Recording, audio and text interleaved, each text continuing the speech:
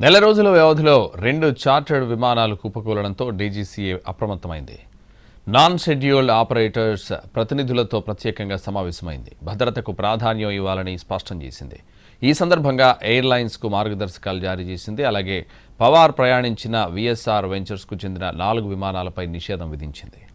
మహారాష్ట్ర ఉప ముఖ్యమంత్రి అజిత్ పవార్ విమాన ప్రమాదంలో మరణించి దాదాపు నెల రోజులైంది.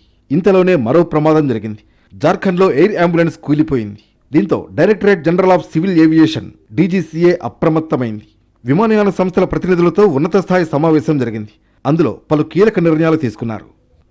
నాన్ షెడ్యూల్డ్ ఆపరేటర్స్ ఎన్ఎస్ఓపీల యాజమాన్యాల ప్రతినిధులతో డీజీసీఏ సమావేశమైంది. ప్రయాణికుల భద్రతకు అత్యధిక ప్రాధాన్యం ఇవ్వాల్సిందేనని స్పష్టం చేసింది డీజీసీఏ. విమాన ప్రయాణాన్ని రద్దు చేయాలన్నా, అత్యవసర పరిస్థితుల్లో విమానాన్ని మరో ప్రాంతానికి తీసుకెళ్లాలన్నా పైలట్ ఇన్ కమాండ్దే తుది నిర్ణయం అని స్పష్టం చేసింది. ఈ విషయంలో వాణిజ్య కారణాల దృష్ట్యా యాజమాన్యాలు కలుగజేసుకోవడానికి వీల్లేదని స్పష్టం చేసింది DGCA.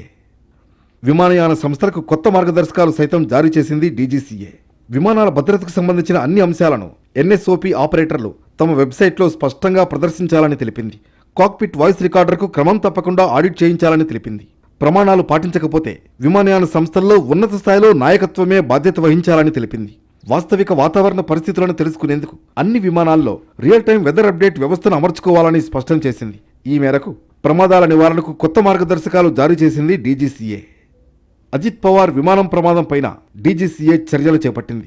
Air safety, airworthiness, freight operations విభాగాల్లో విఎస్ఆర్ వెంచర్స్ విఫలమైందని తెలిపింది. మల్టీ డిసిప్లినరీ ఆడిట్ బృందం ఇచ్చిన నివేదిక ఆధారంగా ఈ నిర్ణయం తీసుకుంది డీజీసీఏ.